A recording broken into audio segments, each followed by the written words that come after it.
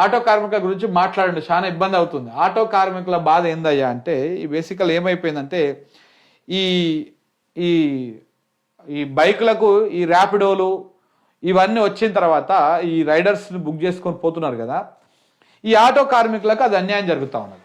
ఇప్పుడు బైక్ ఉన్నోడు ఏం చేస్తున్నాడు పాపం, కొంతమంది పిల్లలు, చదువుకునే పిల్లలు, పార్ట్ టైం చేసుకునే వాళ్ళు, ఉద్యోగం చేసే వాళ్ళకు కూడా వాళ్ళకు నెల నెల సరిపోకపోతే ఆ డబ్బులు ఈ ర్యాపిడో కొట్టేసి ఓ 200-300 400 500 సంపాదించుకొని ఖర్చుల మందం అది చేసుకుంటున్నారు.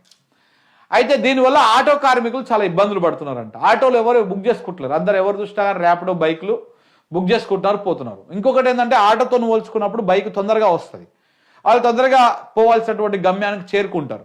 కానీ ఆటోలు కొంత తక్కువ, ఎక్కువ లేడీసు లేకపోతే వీళ్ళు. ఇప్పుడు ఈ ఫ్రీ బస్సు వల్ల ఆటోల పొట్టగొట్టేసారు.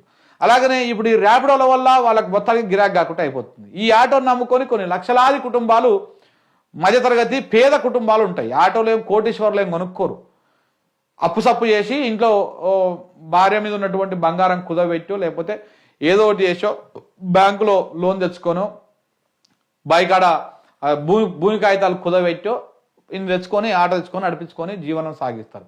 ఇప్పుడు వీళ్ళందరి పరిస్థితి ఆగమ్య గోచరంగా అయిపోయింది. ఈ ర్యాపిడోల వల్ల నష్టము, బైకుల వల్ల నష్టము, అలాగనే ఫ్రీ బస్సు వల్ల నష్టము. వీళ్ళని మాత్రం నడి బజార్లో వదిలేసిండు రేవంత్ రెడ్డి. వీళ్ళకి మొత్తానికే పని లేకుండా చేసిండు. వీళ్ళకి సంబంధించి ఒక కార్యాచరణ, వీళ్ళకి సంబంధించినటువంటి ఒక స్కీమ్ రూపొందించాలి. వీళ్ళని ఆదుకోవాలి, ఆటో డ్రైవర్లకు సంబంధించినటువంటి వాళ్ళని ఆదుకోవాలి. ఇంకా దాంతోపాటు ఇప్పుడు లోకల్ నాన్ లోకల్ పంచతోటి నడుస్తూ ఉన్నది.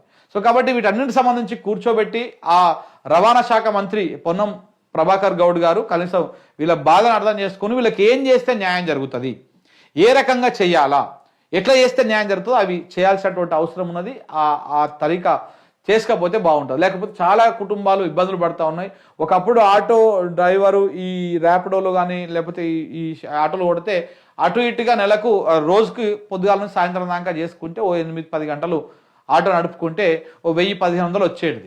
ఏది ఈ డీజిల్ గ్యాస్ అవి పోగా ఓ 1000-1500 వచ్చేది. ఆ కుటుంబము నెలకు 40-50 వేలు వస్తే ఆ కుటుంబము కరెంటు బిల్లులు లేకపోతే పిల్లల ఫీజులు, ఇంటి రెంట్లు ఇవి కట్టుకొని కొంత ఏదో గడిపేవాళ్ళు. ఇప్పుడు ఏమైపోయింది, అన్ని ఓను 500 కూడా మిగులుతలేవంట. 500 అంటే ఏమైంది, పొద్దాంతా కొట్టిన 500 మిగలకపోతే 500 అంటే నెలకు 15,000.